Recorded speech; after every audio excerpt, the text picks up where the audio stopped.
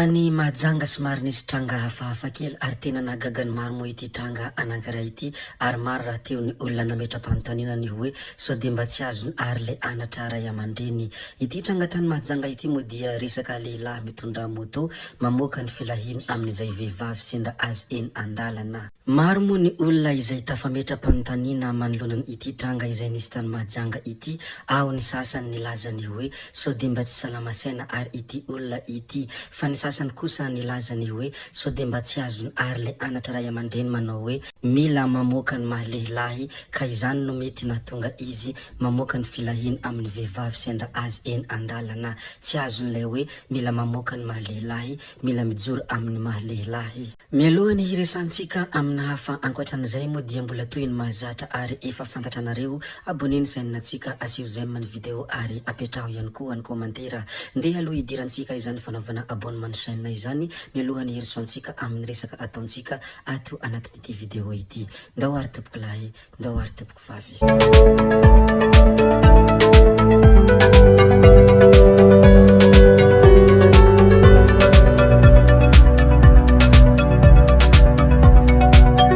Hanombohantsika ity video anankiray ity dia resaka hetsika mahery vaika izay nisy tany Ambohipo.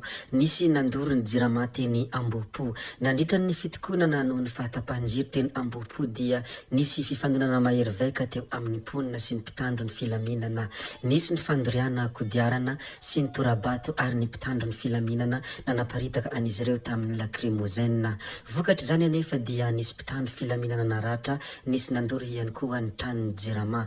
Marina fa nisy voasambotra nandritra izany hetsika mahery vaika izany. Somary naherihery vaika moa ny fitokonana sy fitakina nataony ireo mponina Ambohipo. Vokatra izany hetsika délestage izany dia nentina natao famotorana ireo fololahy voasambotra nandritra izany hetsika délestage teny Ambohipo izany. Ampahafantarina moa izany satria anisany vaovao misy sy vaovao misongadina amin'izao fotoana izao. Ny manaraka izay ho resantsika sy ho zaraintsika dia ity loharanom-baovao izay navoaka ny Top Radio 102.8 FM ity. Fanadiovana tatatra ataon'ny kandidata Hina Razafinjoel nosakanana ihany koa ny Eny Mandrangobato. Vao maraina dia tonga teny amin'ny toerana hanadiovana ny lakan-drano sy ny manodidina azy eny Anosibe Mandrangobato faharoa ireo milaza fa tompon'andraikitra avy ao amin'ny fokontany. Nosakanany izy ireo tsy hanohy ny asa ireo mponina efa vonina hanatanteraka ny asa mahagitra ho any Antananarivo. Tao hoe amin'ny sabotsy ho avy zao hony vao mahazo manao io asa io raha araka ny loharanom-baovao izay navoaka ny Top Radio 102.8 FM. Nosakanany fokontany sy ny komina ny asa fanadiovana sy fanesorana rano tamin'ny alalan'ny motopompe natolotry ny kandida ben'ny tanàna Tahina Razafinjoel. Nakatona koa ny lakan-drano hanariana ny rano fa hoe ho ataon'ny komina amin'izay ny asa. Tezitra arak'izany ny mponina ka nanambarany hoe hatramin'izay tsy hita ny nataon'ny mpitantana ny tanàna koa izao vo manakana fanadiovana. Zay moa ny mikasika ny fanakanana tany Antananarivo, fandeha resika iresaka kely ny tranga izay niseho tany Toamasina. Resaka zava-mahadomelina moa ity tranga anankiray ity. Nataony zalahy tsena ndrongony teny amin'ny bord de la mer. Olona miisa 12 mpifoka sady mpivarotra rongony no voasambotra teny amin'ny bord tao Toamasina ny omaly. Isorana ny polisy pirenena Toamasina nandray fepetra hentitra hoe ireo zay mpanara-baovao. Rehefa voalazantsika moa ny mikasika aniny zava-mahadomelina iny ndeha ary hiresantsika kely ny valin-kafatra izay nomeny dama Andrianarsedo.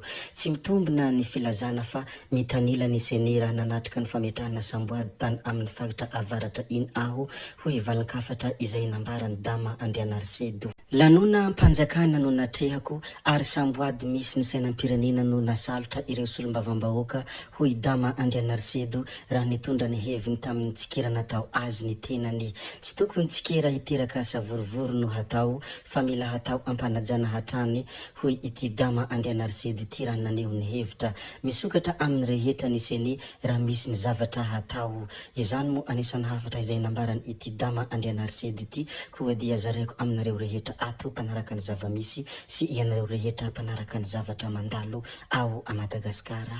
Ny manaraka izay ho lazaintsika dia any amin'iny distrikany Ampanihy iny osy miisa 17 no nizaraina tamin'ny tokantrano maromaro mivondrona anatin'ny fikambanana tantsaha miisa 47 tao androka distrikany Ampanihy ny sabotsy 20 oktobra 2024 lasa teo. Izany moa dia ho an'ny komina Anakao, Beheloka, Efotsy ary Itampolo ary Androhipano sy Androka. Izany dia tohana ho an'ny tantsaha ho fampivarana ny seha-piariana ao amin'ny faritra Atsimo andrefana tamin'ny alalan'ny tetikasa riaka mahasoa izay vatsian'ny blé action fund na hoe bafy vola. Raha ny fanehoan-kevitra n'olona sasany moa dia maro ireo olona mba naniry ny hatongavany izany fizarana osy izany ao Antananarivo renivohitra mba hisitraka izany osy izany nimponina ao Antananarivo.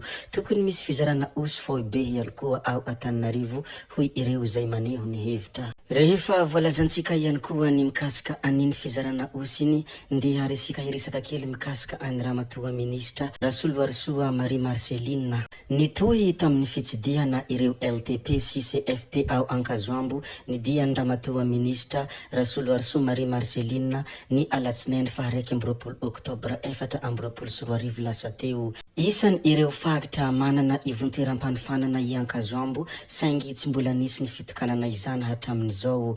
Tombony lehibe ho an'ny Ankazoambo izao fandalovan'ny ramatoa ministra izao satria izay vao nisy ny ministra ny fampianarana teknika sy ny fanofanana arakasa tonga ifotony toy izao hatramin'izay 14 taona nijoroany ivontoeram-panofanana izay. Hiresaka kely ny vaovao malaza avy any velany isika satria anisan'ny vaovao tena nahoraka ity ary tena somary nahagaga maro ihany koa. Député nahatratrarana zava-mahadomilina moa ity vaovao avy any velany ity. Député français iray nahatratrarana zava-mahadomilina mahery vaika rehefa nosavaina ny 17 oktobra lasa teo. Nambarany Andy Kerbrat fa zava-mahadomilina sentetika izany ary hiatrehan'ny olany manokana. Tsy ny tanana amponja moa ny tenany saingy miandry izay dida avoaka ny fitsarana. Izany moa ny vaovao avy any velany koa dia ampahafantarana ianareo rehetra ilay resaka député français iray nahatratrarana zava-mahadomilina mahery vaika. Hiverina any a Madagasikara indray isika amin'ity famaramparanana ny filazana ny zavamisy amin'ity video anankiray ity. Kandida ho ben'ny tanàna maty moa izy ity. Maty vokatra ny lozam-piarakodia ny kandida ho ben'ny tanàna ao amin'ny komina Ambinany Faho Antalahy. Raha ny loharanom-baovao voaray mikasika izy ity moa dia efa nentina ny alanenina no tsaboina ihany izy fa saingy tsy avitra noho ny ratra mafy izay nahazo azy. Mandria ampiadanana ilay kandida ho ben'ny tanàna maty ary miraro fiononana feno ho an'ny fianakaviany satria tena mafy izany nandao havana izany. Zay ihany koa ny namarana ny videontsika ary tompoko vavy sy tompoko lahy koa dia mankasitraka anareo rehetra na vita nahain'ny video hatramin'ny farany ary mbola manentana anareo foana ny mbola hanaraka ny video manaraka izay alatsaka misesisesy ato. Zay fa tsy ataony lavan'ny resaka hametra beloma izahay veloma vetivety fa tsy hoe akory veloma mandrakizay amin'ny manaraka indray no manao ny misimisy veloma tompoko lahy veloma tompoko vavy.